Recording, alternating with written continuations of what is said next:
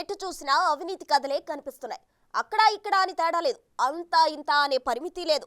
అవినీతి తిమింగలాలకు హద్దే లేకుండా పోతుంది. దోచుకున్నోడికి దోచుకున్నంత అన్నట్టుగా ఉంది. ఇందులో పట్టుబడుతున్న వాళ్ళంతా కూడా పెద్దోళ్లే మరి. అందుకే ఇటీవల ఏసీబీ రైట్స్ ఎక్కువయ్యాయి. ఇంతకీ వీటిలో పట్టుబడుతున్నది ఎవరు? వాళ్ళపై ఉన్న ఆరోపణలేంటి? ఈ అవినీతికి అంతమే లేదా? Let's focus.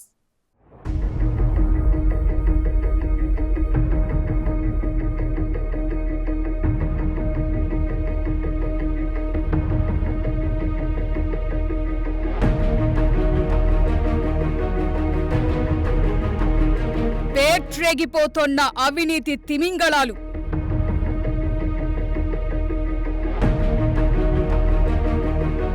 అధికారం ఉంటే చాలు, చేతి నిండా కట్టలే.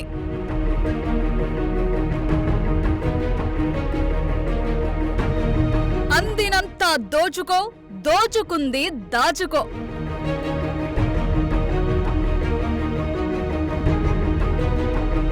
ఎంత మంది పట్టుబడుతున్నా తగ్గని అవినీతి.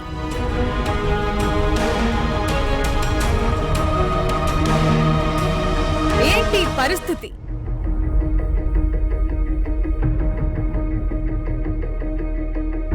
ఇందుగలదు అందు లేదన్న సందేహమే అవసరం లేదు. ఎక్కడ వెతికినా లంచావతారాలు చాలానే కనిపిస్తున్నాయి. 100 రూపాయల నుండి కోట్ల రూపాయల వరకు ఆయా స్థాయిలను బట్టి అవినీతి రాజ్యమేలుతోంది. కేవలం డబ్బు రూపంలోనే అవసరం లేదు, గిఫ్ట్ రూపంలో అయినా ఇవ్వచ్చు. అవినీతికి ఇది అది అనే తేడా ఉండదు. అంటులాంటి డిస్క్రిమినేషన్ అసలే ఉండదు. ఎంత దొరికితే అంతా దండుకోవటమే అవినీతి పరుల అసలు సూత్రం. అవసరమున్నవారు దొరకాలి, అవకాశం రావాలంతే. రంగం ఏదైనా వీళ్ల రంగు మాత్రం ఒకటే, దొరికినంత దోచుకో, దోచుకుంది దాచుకో. ఇలాంటి అవినీతి తిమింగళాల లిస్టులో తాజాగా సిసిఎస్ ఏసీపీ ఉమామహేశ్వరరావు చేరారు.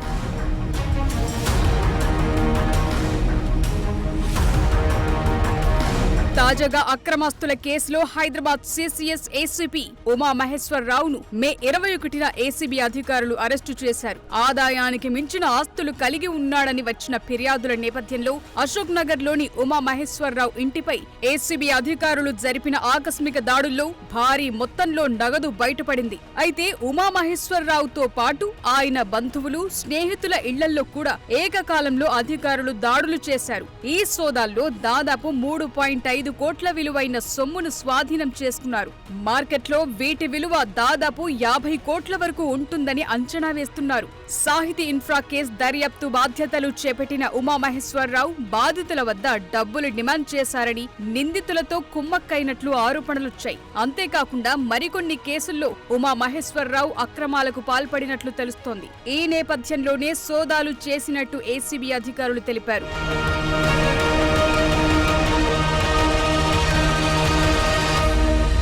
అయితే 1995 బ్యాచ్కు చెందిన ఉమామహేశ్వరరావు తొలినాళ్ల నుంచి అడ్డదారులు తొక్కుతూనే ఉన్నాడనే టాకుంది. ఈయన డబ్బున్నవారే లక్ష్యంగా పనిచేస్తారని, డబ్బు దండుకోవటమే అయ్యగారి అస్సలు నైజమని, చేతిలో కాసులు పడితే చాలు ఎలాంటి కేసునైనా తారుమారు చేస్తారనే ఆరోపణలు గట్టిగా వినిపిస్తున్నాయి.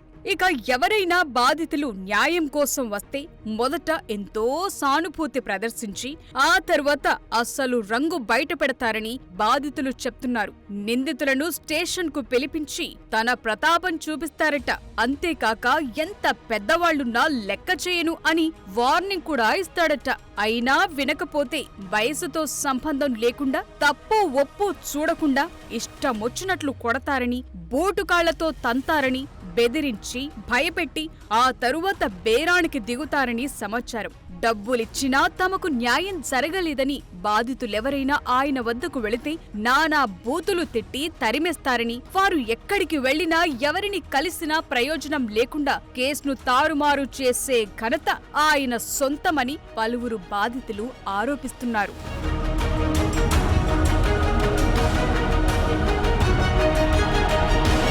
ఇలా అడ్డగోలుగా సంపాదించిన డబ్బుతో శామీర్పేటలో ఓ విల్లా కొనుగోలు చేసినట్టు తెలుస్తోంది. అంతేకాకుండా మరో 17 చోట్ల స్థిరాస్తులున్నాయి. వాటిల్లో ఘట్కేసర్లో 5, వైజాగ్ చౌడవరంలో 7, అశోక్ నగర్లో 1, షామీర్పేటలో 1, కూకట్పల్లిలో 1 చొప్పున ఉన్నాయని అధికారులు గుర్తించారు. ఇవి కాకుండా 38 లక్షల నగదు, 60 తులాల బంగారం సోదాల్లో పట్టుబడినట్లు ఏసీబీ జేడీ సుధీంద్ర తెలిపారు. దీంతో ఆదాయానికి మించిన ఆస్తుల కేసులో ఉమామహేశ్వరరావును అరెస్టు చేసినట్లు తెలిపారు. సోదాల్లో సందీప్ పేరుతో డాక్యుమెంట్లు లభించినట్లు ఆయన తెలిపారు. ఆ పేరుతో చాలా మంది పోలీసులున్నారని, వారిలో ఎవరనేది గుర్తించాల్సి ఉందన్నారు. హైదరాబాద్, విశాఖపట్నంలోని ఉమామహేశ్వరరావు నివాసాల్లో కూడా ఏసీబీ సోదాలు జరిపింది. సోదాల తరువాత ఉమామహేశ్వరరావును మెజిస్ట్రేట్ ఎదుట హాజరుపరుస్తారు. తరువాత కోర్టు అనుమతితో కస్టడీలోకి తీసుకుని విచారిస్తే మరిన్ని వివరాలు తెలిసే అవకాశం ఉందని అధికారులు చెప్తున్నారు.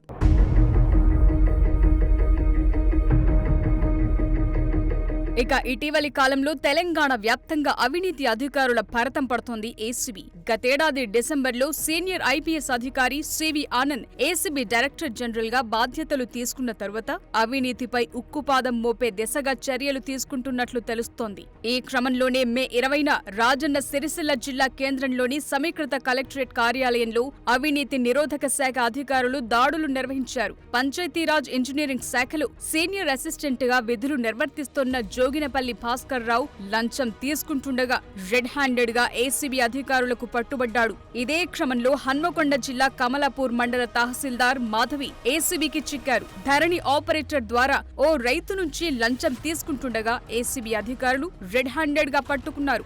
మీ సేవలో విరాసత్ కోసం రిజిస్ట్రేషన్ చేసుకున్న ఓ వ్యక్తి నుండి 30,000 లంచం డిమాండ్ చేశారు. తహసీల్దార్ మాధవితో పాటు ధరణి ఆపరేటర్ రాకేష్ 5,000 డిమాండ్ చేశారు. దీంతో బాధిత రైతు ఏసీబీని ఆశ్రయించాడు. పక్కా ప్లాన్ ప్రకారం రంగంలోకి దిగిన అధికారులు ఎంఆర్ఓ మాధవిని, ధరణి ఆపరేటర్ను అదుపులోకి తీసుకున్నారు.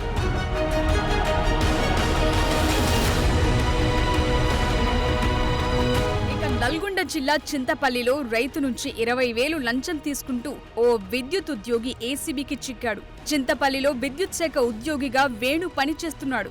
బోర్కు విద్యుత్ కనెక్షన్ ఇచ్చేందుకు సూర్యనారాయణ అనే రైతును 50,000 లంచం అడిగాడు. దీంతో బాధితుడు ఏసీబీని ఆశ్రయించాడు. దీంతో పథకం ప్రకారం 20,000 లంచం తీసుకుంటుండగా ఏసీబీ అధికారులు వేణును పట్టుకున్నారు. అలాగే భద్రాద్రిలో ఓ రైతు నుంచి 1,00,000 లంచం తీసుకుంటూ అశ్వారావుపేట ట్రాన్స్కో ఏఈ శరత్ కుమార్ ఏసీబీకి చిక్కాడు. వ్యవసాయ క్షేత్రానికి ట్రాన్స్ఫార్మర్ ఇచ్చేందుకు కొనకళ్ల ఆదిత్య అనే రైతును లంచమడిగాడు శరత్ కుమార్. ఈ క్రమంలో బాధితుడు ఏసీబీని ఆశ్రయించడంతో అధికారులకు శరత్ కుమార్ లంచం తీసుకుంటూ దొరికిపోయాడు. అనంతరం అశ్వారావుపేట సబ్స్టేషన్లోనూ ఏసీబీ అధికారులు సోదాలు నిర్వహించారు.